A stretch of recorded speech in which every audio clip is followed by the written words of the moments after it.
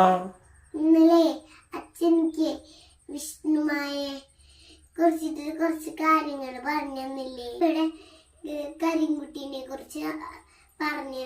ഇവിടെ വല്ല അമ്പലം ഉണ്ടാ? പറഞ്ഞുതരാട്ടോ ഉണ്ണി. കരിങ്കുട്ടീനെ കുറിച്ച് പറയുകയാണെങ്കിൽ അച്ഛൻ ഇന്നലെ പറഞ്ഞില്ലേ, 390 ചാത്തന്മാരിലെ മൂത്ത ജ്യേഷ്ഠനാണ് കരിങ്കുട്ടി.